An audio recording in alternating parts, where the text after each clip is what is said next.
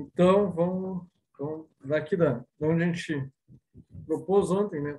Onde a gente viu o repuxo, né? E agora então vamos para o dobramento. Na verdade, é quase parecido, né? O, a função de dobra com a função de repuxo. A parte de desenvolvimento de chapa, tá? É bem parecido com aquele lá do repuxo, né? E eu achei até que essa parte aqui, na parte da dobra, está melhor a parte para cálculo do desenvolvimento da chapa, ou seja, o quanto que eu vou precisar de chapa, né, para poder dobrar, fazer as dobras necessárias, né? Então a gente tem que ver quanto que a gente, né, tem que prever, né, de material que vai ser necessário para compensar essas dobras, né? Quanto mais grossa a chapa é, maior é a minha preocupação com esse material que a gente tem que botar a mais, né, em função sobre o material ali que fica na parte da dobra. Quando a chapa é muito fina, a gente não precisa se preocupar muito com isso, com o desenvolvimento de chapa, tá? Então, só chapas muito grossas. Então, a dobra, né, é um processo de conformação mecânica, na qual uma tira metálica é submetida, uma tira pode ser uma chapa também, né? É submetida a esforços aplicados em duas direções opostas para provocar a fricção e a deformação plástica, mudando a forma de uma superfície plana para duas superfícies concorrentes, tá? Ou seja, concorrentes, vão formar ângulos, né? Pode ser um ângulo reto, um ângulo agudo, tá? Tem um ângulo de tudo. Ou seja, pode ser um ângulo aberto, um ângulo fechado, um ângulo de 90 graus.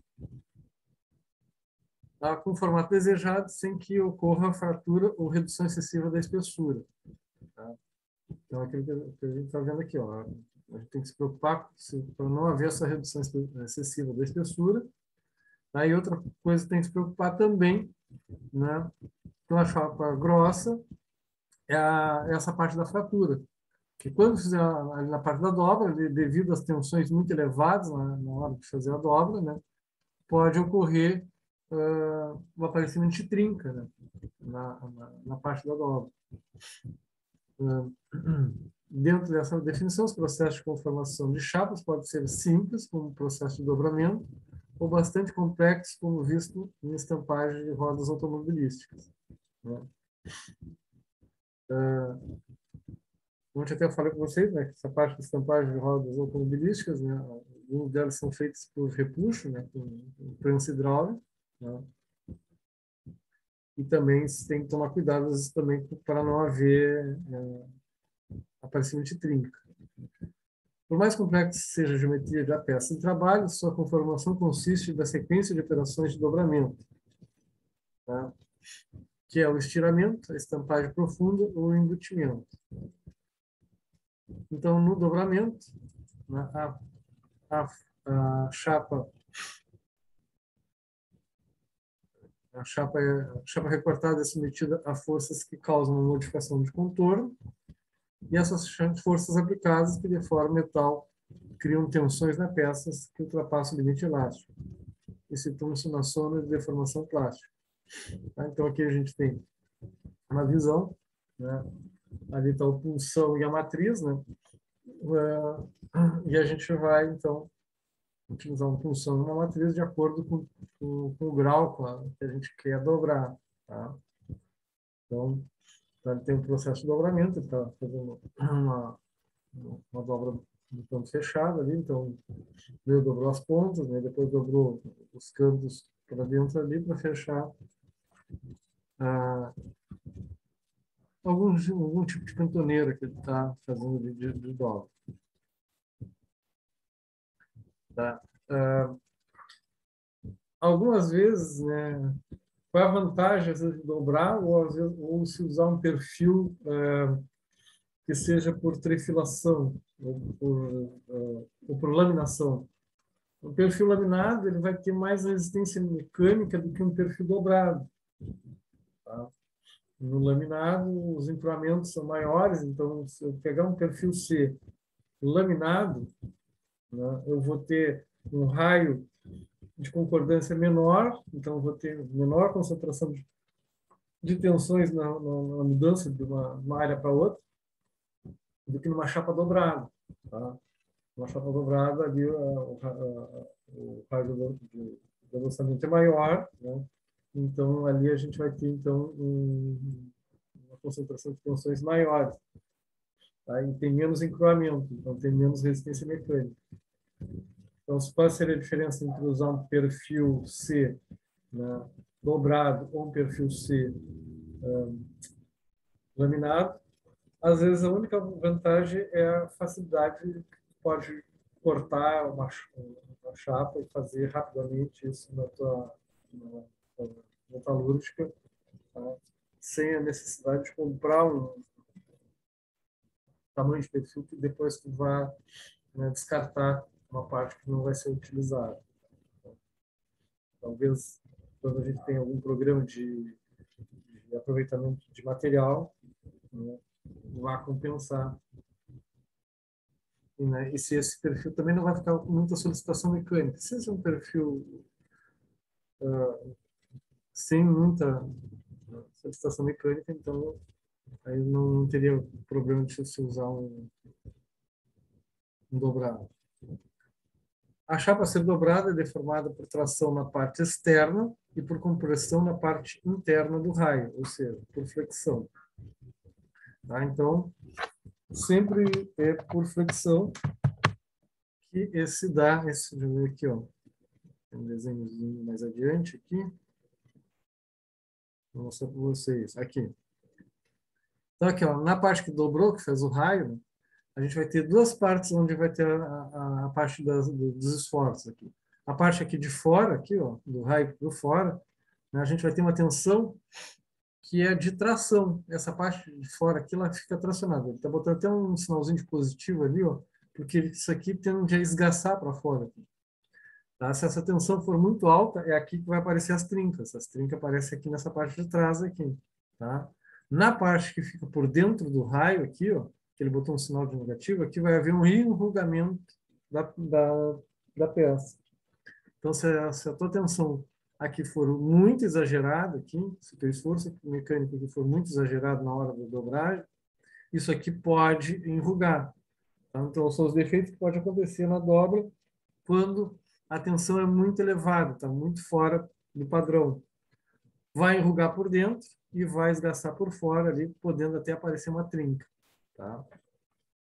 Esse seria o mecanismo, então, dos esforços que estão envolvidos na dobra.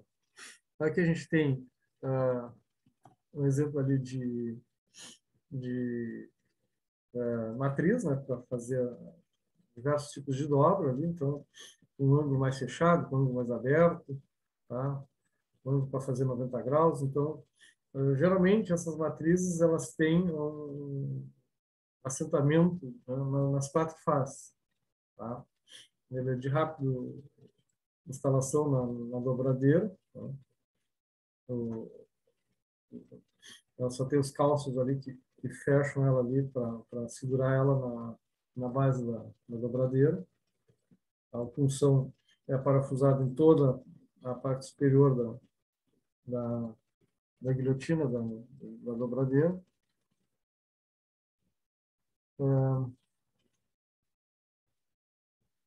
O dobramento pode ser conseguido em uma ou mais operações, com uma ou mais peça por vez, né, de maneira progressiva ou em operações individuais, como pode se ver nessa figura 34. Né? Então, como eu falei para vocês. Então, a gente pode ter várias operações sendo feitas com a mesma matriz, só que a matriz tem em cada face um assentamento de ângulo diferente. Tá? Na figura 35, que é essa próxima aqui, ó, observa-se os diferentes parâmetros de dobramento de uma chapa, onde a espessura do material, tá, representada pela letra E, a ser dobrado determina a abertura da matriz, S. Tá?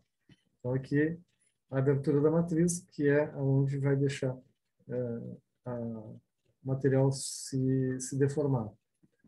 Admite-se como razoável trabalhar com aberturas mínimas correspondentes a 8 vezes a espessura do material a ser dobrado.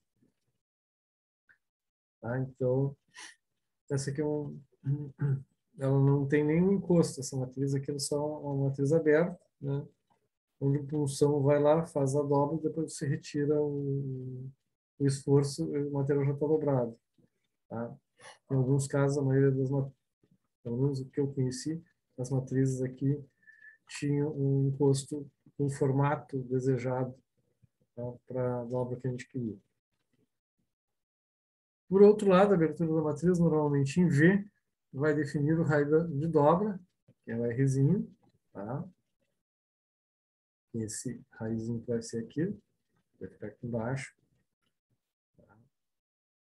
Para os ácidos carbono, o valor de R corresponde a cerca de 15% da abertura S da matriz. Para os ácidos inoxidáveis, devido ao seu maior encruamento, o valor do R deverá ser ligeiramente superior a esse valor. O ângulo de dobra é determinado pelo curso de punção regulado diretamente na prensa viradeira. Em alguns casos, é definida a prática de se efetuar uma calibragem em estampo específico, já compensando o retorno elástico para dar as suas dimensões. Tá?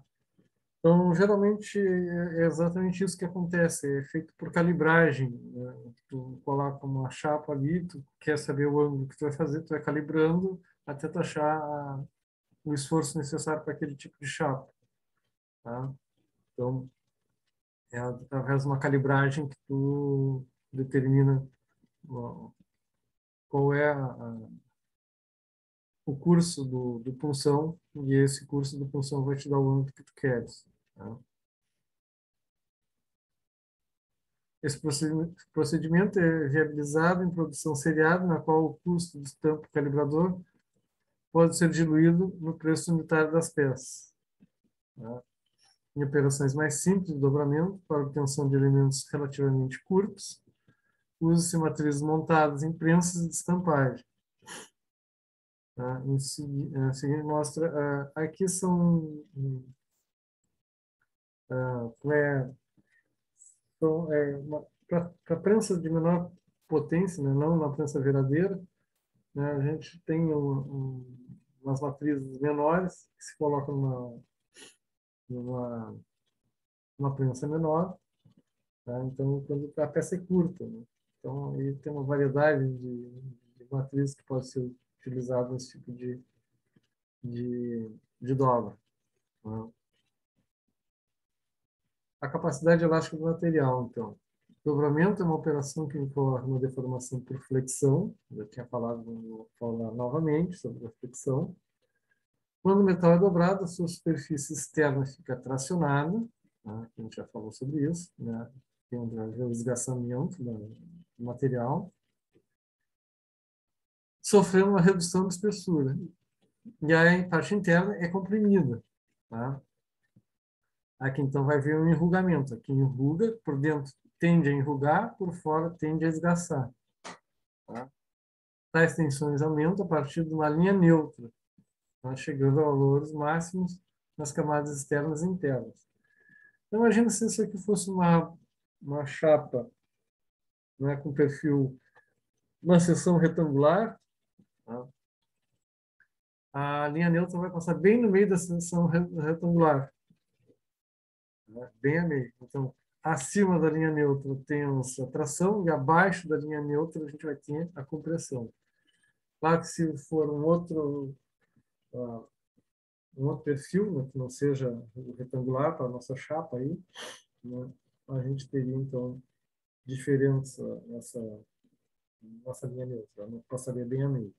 Mas como a maioria das chapas tem uma seção retangular, a gente considera que passa bem a meio da seção retangular da chapa. Tá? Aqui estamos mostrando as setas do esforço de tração e do esforço de compressão, né? A tração acima da linha neutra e compressão abaixo da linha neutra. Uma parte das tensões atuantes na seção dobradas estará abaixo do limite de escoamento e a outra parte supera esse limite, conferindo à peça uma deformação plástica permanente. Uma vez cessado o esforço de dobramento, a parte da seção que ficou submetida a tensões inferiores ao limite de escoamento, por ter permanecido no domínio elástico, tende a retornar à posição inicial anterior ao dobramento. Como resultado, o corpo dobrado apresenta um pequeno retorno elástico, o efeito mola, tá? Que deve ser compensado durante a operação de dobramento. Tá? Até quando a gente vai fazer uma dobra do metal em casa, na morsa, a gente, né, faz a batida ali, bate o material, faz a dobra, e quando a gente retira, ele às vezes dá uma retornada né, por efeito mola, então a gente tem que dar mais uma um esforço sobre ele para poder fazer com que ele fique na posição desejada. Esse retorno elástico, né, durante o coração dobrado, o material da chapa, nas regiões próximas ao eixo neutro, há uma solicitação de tensão inferior ao limite de elasticidade do material da chapa. Tá? Nessa parte interna, né, aqui está bem abaixo, então, né, esse valor aqui. Então, está muito próximo do limite de escoamento, ou seja, na parte da formação elástica.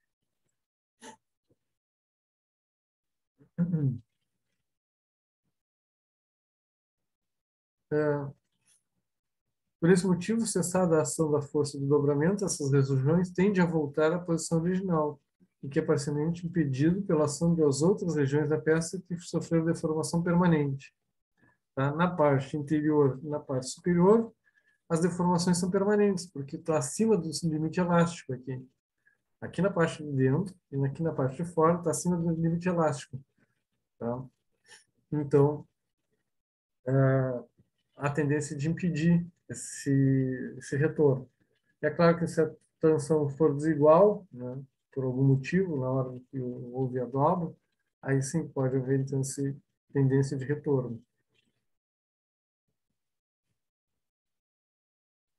Entretanto, a chapa dobrada sempre apresenta o retorno de alguns graus da zona de dobramento, pelo fato da zona próxima à linha neutra não ter passado do estado elástico para o plástico. Esse ângulo de retorno varia de 1 a 10 graus, dependendo da espessura da chapa, do tipo de material e do raio de curvatura. Para ter uma ideia exata do seu valor, convém realizar um ensaio prévio de dobra. Tá? Então, quando vai fazer uma operação de dobra ali, né, pode até pegar um retalho da chapa, né, e fazer um teste para ver né, o quanto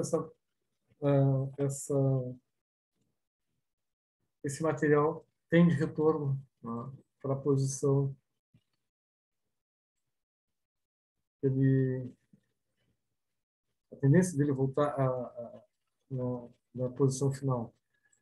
Para comprimentos de dobras considerados pequenos, utiliza esses tampos que possuem a forma a ser dobrada. Contudo, para a fabricação de perfis dobrados, alguns tipos de peças com comprimentos de dobras considerados grandes, utiliza-se prensas dobradeiras ou viradeiras, tá? com matrizes e marchas, que são funções universais.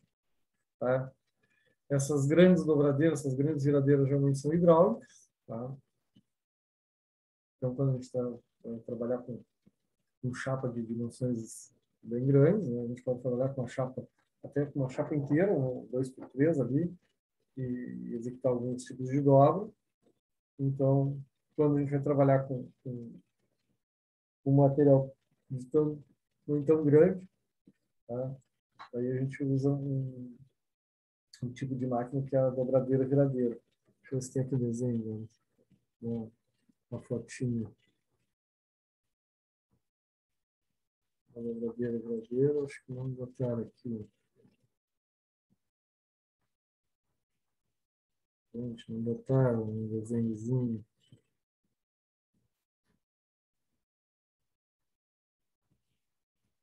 Deixa eu ver. Eu nunca tenho uns desenhos aqui. Acho que eu tinha visto. Ah, aqui.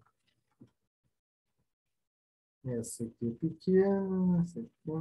Essa aqui é uma viradeira, basicamente, que se usa para fazer essas taxas de calhas e funilaria. Né? Isso aqui é uma viradeira. Acho que usa um contrapeso, volante contrapeso. Esse aqui não é um hidráulico, esse aqui usa volante contrapeso. Tá? Não é um.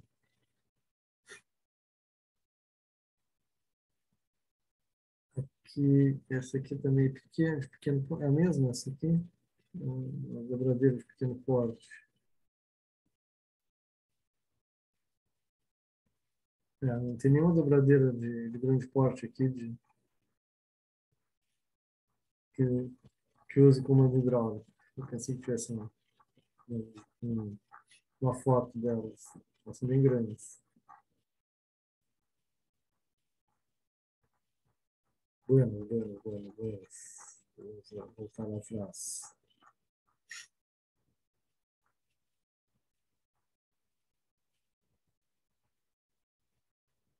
Então, esse retorno elástico, também chamado de recuperação elástica, né, é função da resistência do material, do raio e do ângulo de dobra, e também da espessura do material a ser dobrado. Tá? Aí depois temos uma tabela que vai ilustrar um exemplo de relação entre raio de dobra e o retorno elástico para diferentes tipos de ácidos inoxidáveis austeníticos. Tá? Onde a letra E minúscula vai representar a espessura. Tá?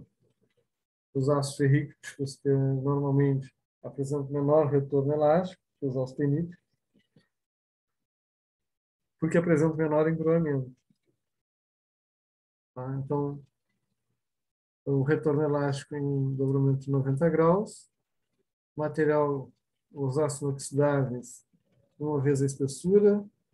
Tá?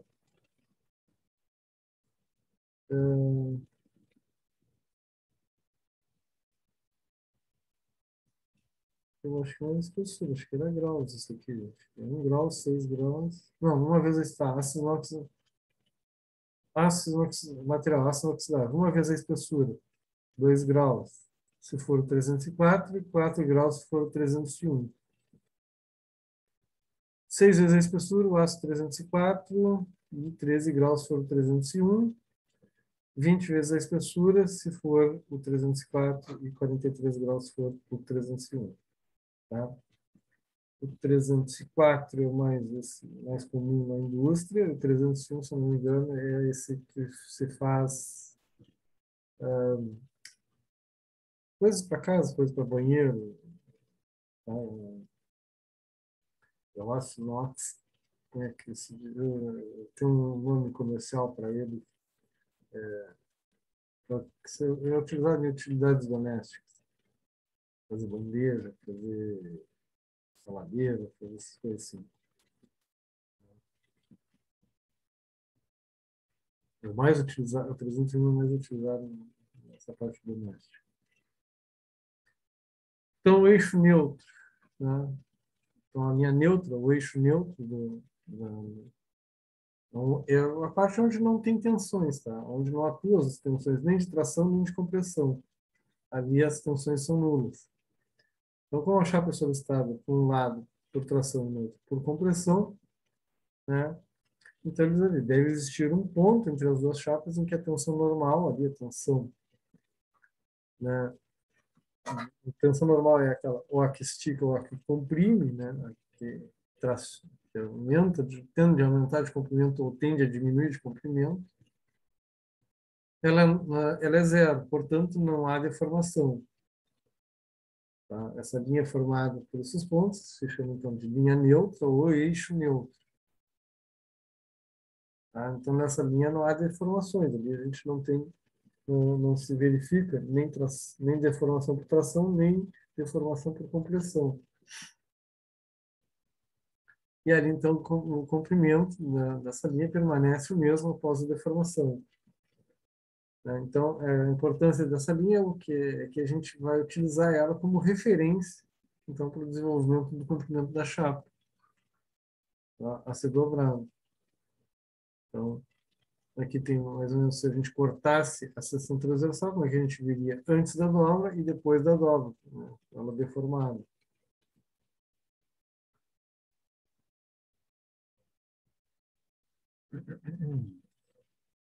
Então, Quando se inicia a dobra, o eixo neutro está no centro da espessura. À medida que a dobra aumenta, ele se desloca na direção do lado interno da curva, isto é, do lado da compressão.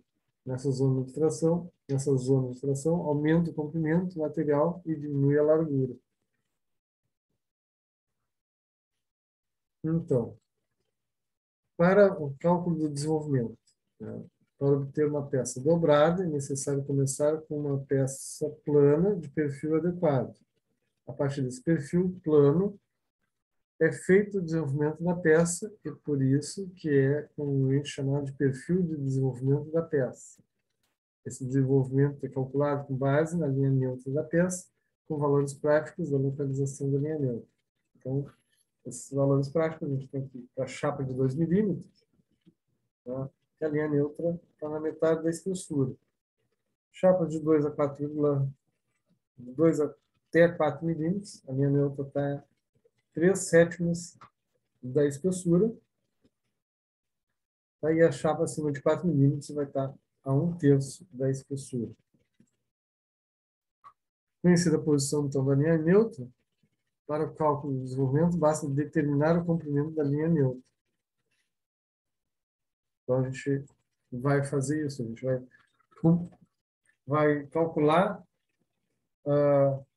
né, como se não houvesse espessura de material, como se isso aqui fosse, a linha neutra fosse o material mesmo. Tá? Então, o que a gente tem que fazer na hora de fazer o cálculo aqui? Então, a gente tem, essa aqui vai ser a altura da aba superior aqui da nossa dobra. O L vai ser o comprimento da parte da dobra. O Rzinho é o raio da dobra. O X é a distância da parede da chapa até a linha neutra. Tá? E depois a gente tem ali que calcular esse L total. Esse L total vai ser o comprimento antes, mais o H, e depois mais essa evolução toda aqui, ó, desse raio que vai pelo centro aqui. Então é isso aqui, ó, L total. Então esse aqui, ontem aquele do repuxo estava meio estranho, tá? aqueles cálculos lá, mas é os meus cálculos, só a forma que eles botaram lá estava um pouquinho bagunçadinho, tá? Mas a gente pode até aproveitar esses aqui. Então o comprimento total da chapa vai ser o comprimento L ali, do corpo da cantoneira. Se for que isso seja uma cantoneira, né? Tá? Se fosse uma cantoneira, o L e o H seriam iguais, né? Então seria só os dois, e mais 2πr sobre 4. Tá?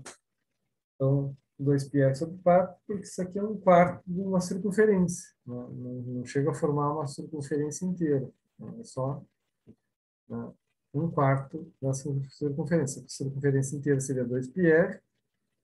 Então, aqui a gente tem só um quarto da circunferência. Depois simplifica, né, o 2 com 4, que vai ficar πr sobre 2. Tá? Ficaria πr sobre 2, aí por que eles saem com esses valores ali? 2L total, igual a 2L, isso aqui ele tirou MNC, tá? Quando ele simplificou o 2 com 4 aqui, sobrou um 2 no denominador aqui, e para assumir o 2 no denominador, ele multiplicou todo mundo por 2. No momento que ele multiplicou todo mundo por 2, tá? O denominador sumiu, e aí ficou com 2L total, igual a 2L, mais πr, mais 2H. Mas como ele quer saber quem é o raio, né? Ele jogou o PR, ele separou o PR, né? Então ficou. Mas ele matou o Pi aqui, né? Matou o Pi. Ah, tá. Depois apareceu o Pi de novo. Aqui. Tá faltando um Pi aqui nessa equação aqui, gente. Ó. Tá? Olha só, era PR aqui, ó. Aí ele teria que isolar PR, né? Ele teria que isolar PR, ficaria 2L total menos L menos H sobre Pi, né? Aí ele aparece de novo, tá aqui, ó. Ele diz ali, ó, que é R menos Rzinho. Tá aqui, ó. Tá faltando um π aqui nessa equação. Aqui, ó. Então, na última equação da página 40, quem tiver a apostila tem imprimir a apostila, né? Está faltando um π no denominador da equação do raio, tá? Do raio de geração ali da peça ali. 2 L total menos L menos H sobre π. Tá? E aí depois assim, na hora de calcular o x ali, que é descontar o raiozinho da dobra ali, né? Aí, então é o R grande menos o Rzinho. Quanto menor o raio de dobra, maior o alongamento das fibras externas sujeitas à tração. Então, para evitar rupturas, esse raio de dobra não deve ser muito pequeno. Abaixo do raio mínimo de dobra, o metal trinca na superfície externa. Em geral, um material mole pode ser dobrado em 180 graus, com um raio de dobramento igual ou até superior à espessura do material. Para material temperado e redimido, quanto mais alta a dureza, menor deverá ser esse ângulo de dobramento e maior o raio de dobramento. Buenas. Tá? Se tiver muita dureza, ele se torna quebradiço. Né? Quanto mais duro for o material, né? Mais quebradiço. Então, fica pior de se dobrar o material quanto mais duro ele for. Os valores dependem do material e do seu estado. Esses valores são facilmente encontrados em manuais técnicos. Tá? Quanto menor o raio de dobramento, maior são as tensões desenvolvidas na região tracionada. E um excessivo tracionamento provocado por um pequeno raio de dobramento pode vir a romper as fibras externas da chapa dobrada. Então, define-se raio mínimo de dobra como o valor, né, do menor valor admissível para o raio. Tá? Para se evitar grande variação de espessura de chapa na região dobrada, esse valor é função do alongamento que o material sofre ao ser tracionado.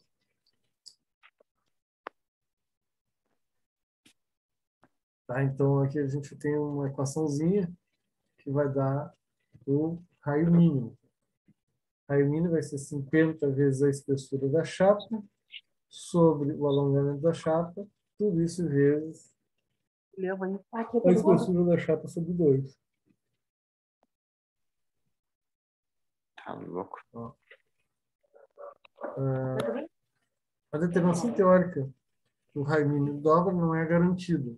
E, na prática, utiliza os valores obtidos por experiência. Para o aço doce, por exemplo, o raio mínimo é maior do que a espessura, em que a espessura que é, no caso, a espessura da chapa. Tá? Então, é sempre bom fazer um teste. Né? Vai lá, pega um retalho de chapa, faz um teste para saber qual é o raio mínimo de dobra. Um raio de dobramento de 3 toneladas indica que o metal pode ser dobrado formando um raio de 3 vezes a espessura da chapa, sem que haja o aparecimento de trincas. Raio mínimo de dobramento é, portanto, um limite de conformação que varia muito para os diversos materiais. Então, mais uma vez, é mais fácil que fazer um ensaio, tá? E saber ali na hora o que tu pode fazer com o raio de dobramento, do que tu ficar, né, calculando ou entrando em várias diversas tabelas de acordo com o material que tu tens. Às vezes a gente não tem nem a certeza do material que a gente tem, tá? Então, é mais fácil tu fazer um teste. Fatores que afetam, então, o dobramento, né, a capacidade elástica do material, o raio interno mínimo da peça sendo dobrado, o comprimento desenvolvido da peça e forças que atuam na operação de dobramento. O método do dobramento, né, existe basicamente 3 formas de ação do punção para se obter um dobramento. Primeiro, seria o dobramento em V. Tá? Então, a gente teria a punção, tem a matriz, então, a matriz apresenta um formato em V. Tá? Então, quando a punção terminar de esmagar a chapa contra a matriz, nós vamos ter já finalizado o ângulo de dobra. Tá? Isso é mais corriqueiro. Dobramento em L ou U. Né? Com esse método de dobramento é possível obter dobras perfeitas, por causa do pequeno braço de alavanca em que atua a punção. Esse sistema é mais empregado para a obtenção de pequenas peças dobradas. Tá? Então, aqui, basicamente, o que está fazendo aqui? A matriz está segurando a chapa, né? E o punção, né, ele passa tangenciando ali a matriz, né, forçando a chapa a se dobrar sobre a matriz. Tá? Mas esse mais é para peça pequena. Mais ou menos como a gente faria na, na nossa morsa. Né? Basicamente, na morsa a gente vai fazer isso. Né? A gente prende a chapa na morsa, né? E basicamente a gente, né, utiliza punção, martelo, né? Ou algum, algum dispositivo, algum gabarito, né, que a gente possa usar para fazer a dobra. Tá? Algumas peças pequenas, tem que fazer uma dobradiça, né, de grande porte ali, e tu quer fazer uma dobra rápida nessa dobradiça, tu pode fazer isso na morsa, né, usando um gabarito. E dobramento de ação frontal, tá? É usado preferencialmente no dobra de perfis fechados ou curvos. Tá? Então, esse aqui, o punção, ele não vem tangenciando, ele vem frontal, ele vem, né, em direção normal à chapa, né, forçando ela sobre a matriz. Tá? Já requer um esforço maior. Tá? Se não houver folga entre a punção e a matriz, e como a espessura da chapa não é rigorosamente exata, pode aparecer formas de dobramento muito superiores às calculadas. Por esse motivo, é normal deixar uma folga de 1/10 da espessura. Assim, a folga total é dada por... Tá? Então, qual seria a folga? A espessura da chapa mais 1/10 da chapa. Tá, dá 11/10 avos, tá certo? Tirou MMC, vai dar isso aí. Então, a espessura mais 1/10 vai dar 11/10 avos da espessura. O esforço de dobramento, né? O cálculo da força de dobramento é feito na base de uma fórmula da resistência de materiais para a flexão de uma barra. Tá? Então, lá na resistência de materiais, acho que vocês acabaram de ver isso, resistência de materiais, com todo professor,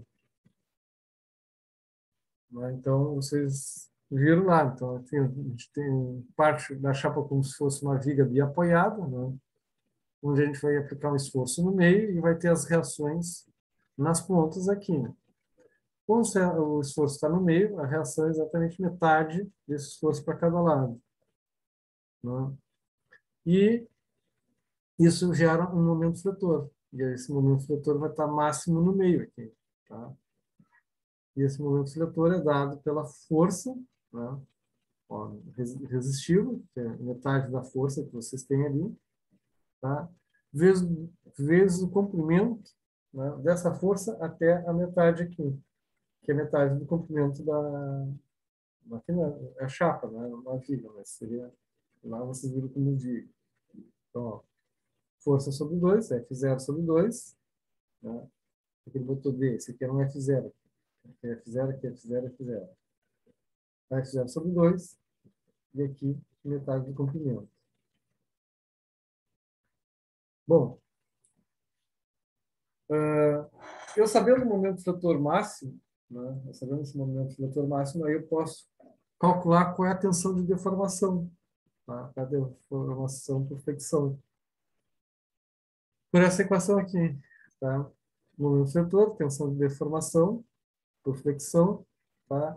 E esse aqui é um fator H, o módulo de resistência, que tem a ver com o formato da seção da peça, tá? se a peça tem um formato, se a tua chapa, né, é retangular, a seção dela é retangular, aí fica bem fácil. Então, por isso que está aqui, ó. BE ao quadrado, na verdade seria BE ao quadrado sobre 3, tá? Sobre 3? Não. É BE ao quadrado sobre 6. Tá? Ah, sim, tá. Eu não usaria esse aqui, mas tudo bem. É que ele pegou outra referência. Então, ele pegou aqui, esse BE ao quadrado sobre 6 é o W, tá? Então, aqui B é o comprimento, tá? E E a espessura da chapa, tá? Comprimento lateral da chapa, assim, não é o comprimento longitudinal, tá? É a parte do comprimento que vai ser submetida à dobra. Então, aqui a gente tem, então, o momento flutor com tensão, mas eu quero saber a tensão, tá? Então, eu vou igualar isso aqui ao momento flutor máximo, tá? Que foi dado aqui, ó, FL, força vezes o comprimento sobre 4, tá? Comprimento longitudinal. Então, aqui a gente vai tirar a relação da força, desculpa, a força de dobra, tá? Em função da tensão de flexão. Essa tensão de flexão ela é tabelada, ou seja, cada material vai ter a sua tensão de flexão, tá?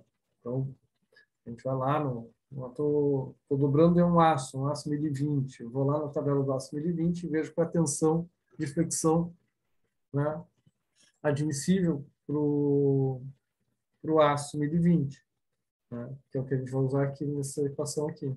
Então, aqui a gente tem as características, ó. Então, a espessura da chapa, né, comprimento lateral, comprimento longitudinal da chapa, né, e é só colocar. Aqui ele já fez uma gracinha, né, ele fez uma simplificação do 6 com 4, por isso que apareceu esse 1,5 aqui no denominador, tá? Então, a autora aqui deu uma gracinha, poderia deixar 6 sobre 4, não tem problema nenhum. Tá? Então, aqui, ó, aqui ele já está mostrando, ó, quando uma dobra em L, os cálculos são baseados em esquemas de vigas engastadas. Tá? Esse aqui, se ele estiver preso aqui, então é como se a gente tivesse uma viga engastada. Então, se a viga for engastada, tá? Aí o esforço é dado FL, né? Força vezes comprimento, não é FL sobre 4, que nem no outro lá. Tá? Então, aqui já vai ter um esforço maior. Tá? O, o índice de resistência continua sendo o mesmo, B ao quadrado sobre 6, tá? Não muda. Só muda, então, em relação ao momento fletor, que vai ser calculado como se a viga fosse engastada, mas não biapoiada. O esforço necessário para o dobramento, em todas as operações de dobramento, com exceção da dobra em V, é necessário que o desenvolvimento seja mantido firmemente contra a punção, com o objetivo de contrabalançar a força exercida e evitar que o desenvolvimento se movimente durante a operação. Tá? Então, esse esforço aí fica entre 0,3 e 0,4 vezes a força de dobra. E os cuidados que a gente tem que ter. Né? Quais seriam os cuidados que a gente tem que ter na hora de executar uma dobra? Evitar cantos vivos, tá? Porque os cantos vivos vai me proporcionar uma concentração de tensões. Né? Naquele canto ali, as tensões do material vão ficar concentradas. E na hora de se dobrar, né, e mais o esforço de dobra, né, do inflamento da dobra, eu posso ter então ali uma parte que está enfraquecida da chapa, tá? E pode vir então a ter problema de trinca, né, não na hora operação, mas pode vir a aparecer depois no usar a máquina. Raios de curvatura com 1 a 2 vezes a espessura da chapa para materiais moles e 3 a 4 vezes para materiais duros. Tá? Se o material for mole, eu tenho menos chance de ter ruptura por estricção. Mas se eu tiver um material duro, né, as chances são maiores. Então, no caso de materiais duros, devido à característica de elasticidade dos metais, é comum a tendência de chapa de voltar a sua forma primitiva. Tá? Dessa forma, é recomendável a construção de matrizes com um ângulo de dobramento mais acentuado, além da realização da operação em várias etapas, com uma ou mais matrizes. Tá? Aí deu uma representação esquemática, né, de como poderia ser feito. Primeira matriz, segunda matriz, né? Então, primeiro dobra, você faz a segunda dobra, para depois fechar, até fechar a estrutura que tu queres fazer. Então, também, uma outra exemplo, né? Uma matriz única, mas em várias etapas.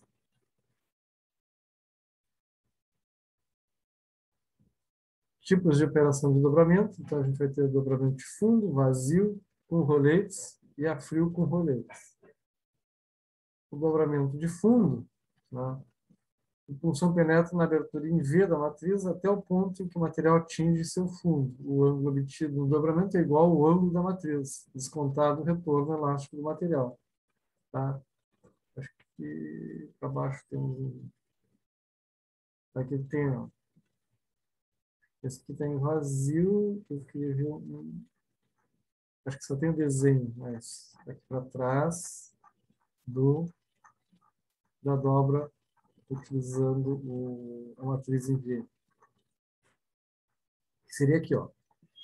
Aqui ele tem a matriz em V, ó. Vê que quando o punção, né, executa o movimento, né, ele vai até o fundo. Quando chegar no fundo, então o que acontece? Aí sim, a chapa vai dobrar exatamente no ângulo, né, da matriz. Tá? Depois vai dar tem que descontar esse retorno, então, tá? Quando se projetar o V aqui, a gente já deixa um a mais no ângulo do V da matriz, né, pensando no retorno do ângulo. Quando ele retornar, então ele acaba indo na medida que a gente quer.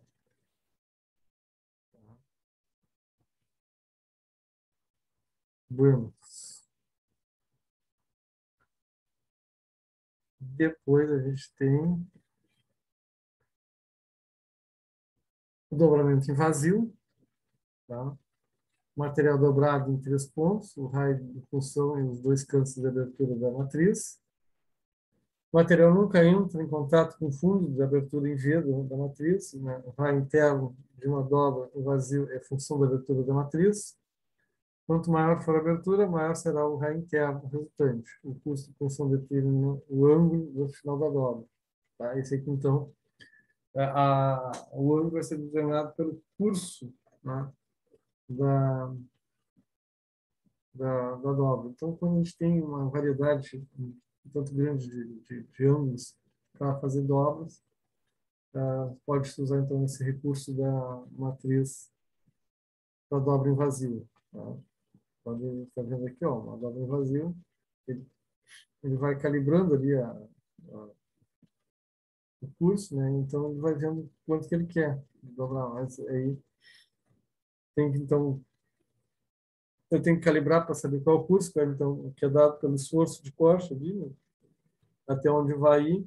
Então, a gente pega um retalho de chapa, faz esse ensaio, né? Eu faço o ensaio, faço as medições, então já sei, ó, até o quanto que eu tenho que descer a guilhotina. Aí a guilhotina vai descer tanto ali, né? A guilhotina não, punção, né? Pensando já na, na máquina de corte. Para fazer o setup da prensa viradeira, parte-se da espessura do material ser dobrado. Tá?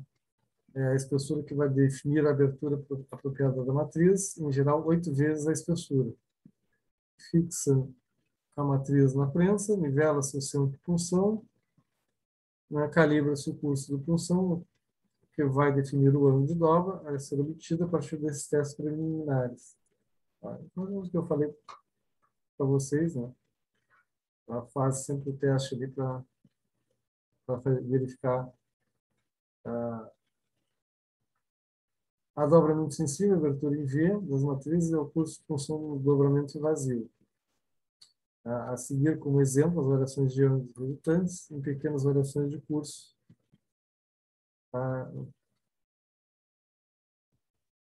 Bom, esse aqui é sempre realmente ocorre quando os ângulos, né, que a gente quer, né, eu quero fazer um ângulo, quero dobrar em algum ângulo, né, não convencional.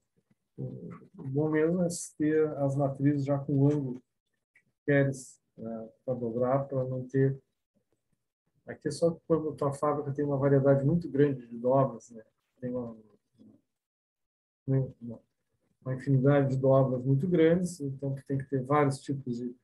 Então a gente tem que trabalhar nessa forma de trabalhar em vazio e aí ficar calibrando. Tá? Caso contrário, trabalha com matriz correta. Equipamentos e temperatura de dobramento. Tá? O dobramento pode ser feito manualmente ou em máquina. Tá? Quando a operação é feita manualmente, usa-se ferramentas e gabaritos. Falei já para vocês, né? A gente tem um gabarito para fazer a dobra quando a gente vai usar a morsa ou vai ser uma prensa manual.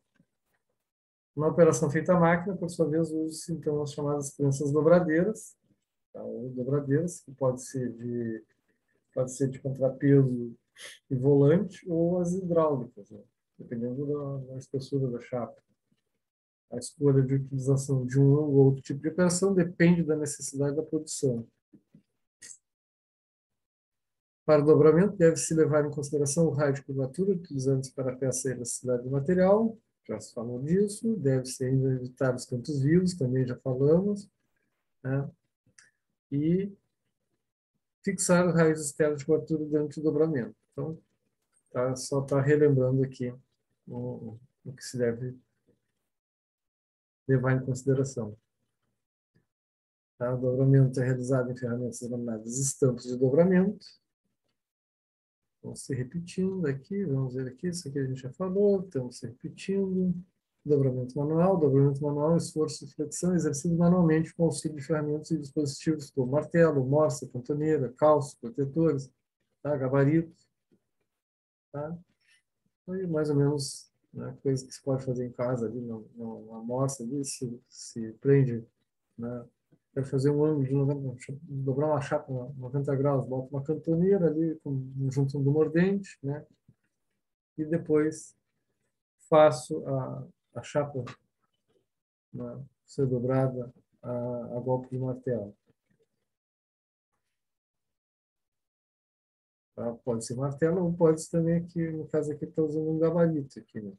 Que já está usando um gabarito que aí já te dá uma, uma produção maior se vai fazer alguma coisa em casa, uma coisa, uma oficina de menor porte. Então, aqui nessa operação, o tipo de escolha de ferramenta, o impacto com o martelo tem que ser adequado à espessura do material. Tá? Existem ainda as dobradeiras manuais ou viradeiras.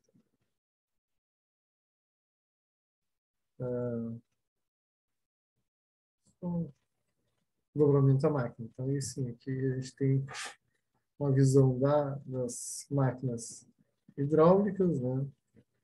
Então, aqui a gente está vendo a função aqui, ó. Isso aqui tudo é a parte da prensa hidráulica. Aqui está embaixo, aqui, ó, dá para ver aqui embaixo a matriz. Tá?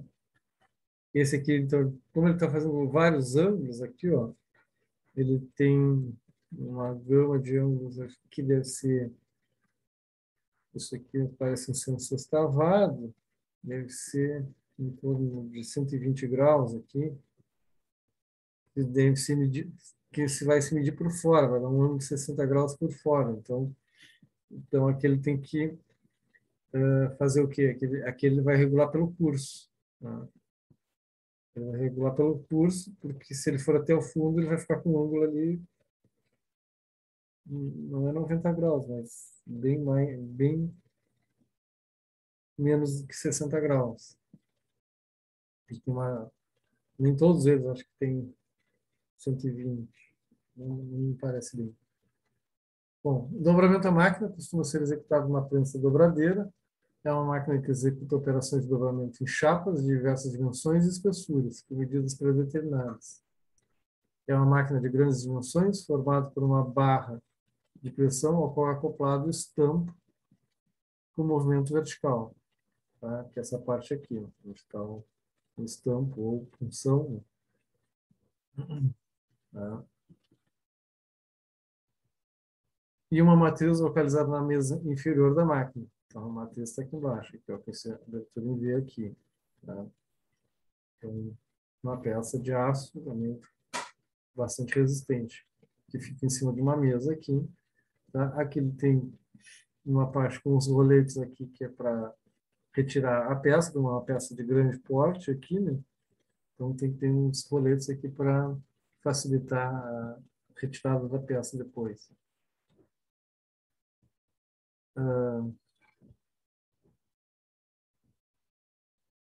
Grande número de prensas dobradeiras apresentam a mesa inferior fixa e a barra de pressão móvel. Entretanto, pode-se encontrar modelos que têm a barra fixa e a mesa inferior móvel. Muitas dobradeiras chegam a atingir mais de 6 metros de comprimento. Tá? Aí quando a gente trabalha com chaparia grande, né? Então, se trabalhando com chaparia grande, você tem dobradeiras com grandes dimensões, que aí vai trabalhar com a chapa inteira. O trabalho é feito por meio de seleção de funções matrizes de acordo com as medidas e formato que se deseja dar à chapa. A dobradeira é empregada na produção de perfilados, de abas, corpos, de transformadores. Tá? A prensa dobradeira pode ser movimentada por energia mecânica ou hidráulica. Tá? Quanto maior a espessura, quanto maior, mais tendência de usar a hidráulica para ter maior potência de dobra. Alguns modelos mais recentes têm os comandos orientados por computadores, que permite fazer uma série de dobras diferentes na mesma peça, reduzindo o manuseio e o tempo de fabricação. Tá? Então, algumas dobradeiras já têm comando numérico, e aí se faz toda a preparação, tá? Inclusive com a movimentação das matrizes também feita por comando. Dobramento a fio com roletes, o nome é dado no processo de alta produção, no qual se passa uma chapa por uma série de roletes e a conformação vai progredindo à medida que a peça vai passando pelos roletes. Inúmeras peças são produzidas por esse processo, tais como janelas metálicas, rodas de bicicletas, portas de garagem. Um processo de roletes para cada tipo de peça é montado numa máquina de tamanho adequado para a produção da peça. Tá? Consegue-se dobrar chapas, tanto laminadas a frio ou a quente, até a espessura de 3/4 polegadas, e com acabamento polido galvanizado, com depósito eletrolítico e mesmo pintadas, com velocidade de 30 metros por minuto. Tá? Depois a gente tem o dobramento a quente, que é feito manualmente quando a espessura do material a ser dobrado é grande, acima de 5 milímetros. Já quando se dobra a máquina, o processo é sempre frio, independente da espessura do material. Quando se dobra o material com aplicação do calor, acontece o mesmo fenômeno que ocorre quando se dobra a frio. As estruturas das fibras do lado externo da dobra são esticadas, as internas são comprimidas.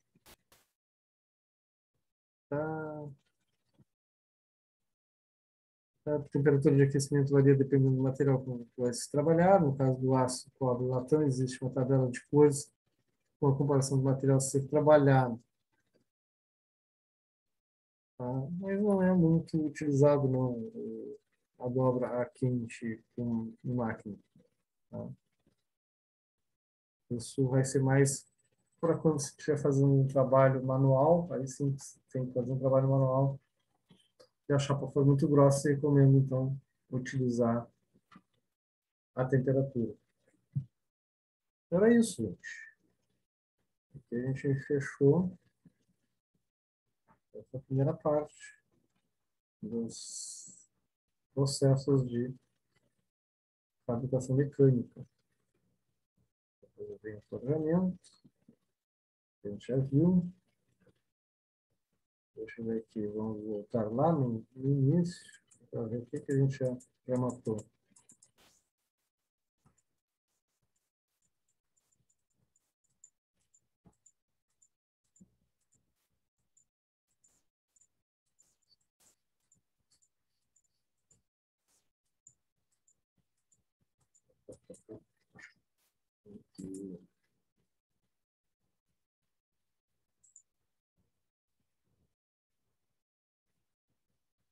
Tá, falta o batimento.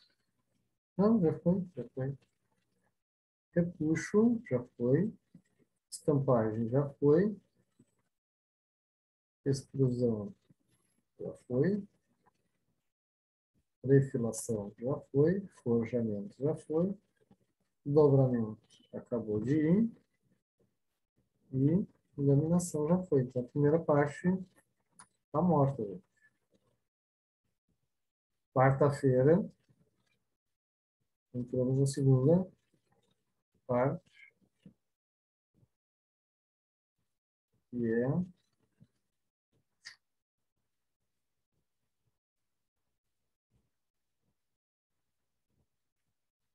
processo de produção de ferro e aço. Né? Então, a gente vai voltar a falar um pouquinho mais, então agora mais especificamente, né, da forma cristalina do ferro, né? Vou voltar a falar sobre as estruturas cúbica de corpo centrado, cúbica de face centrada.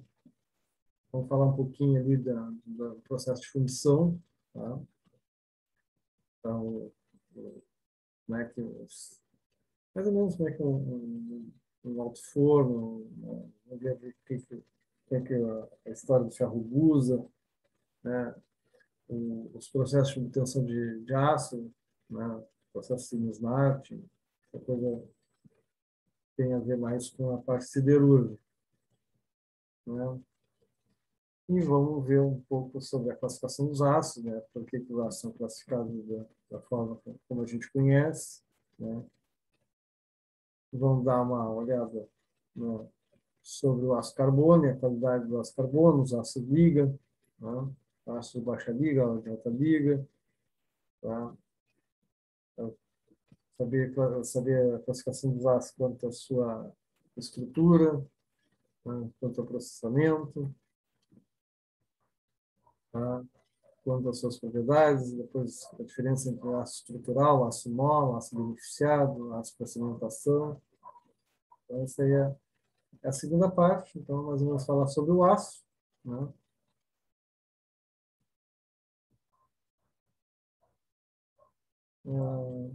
E depois, na terceira parte é a metalurgia do pó. Tá? Essa aqui já é mais rapidinho. Né? O que vem a ser a metalurgia do pó e o que se consegue através da metalurgia do pó e um pouquinho sobre a eletroerosão. Tá? Então, por hoje, era isso.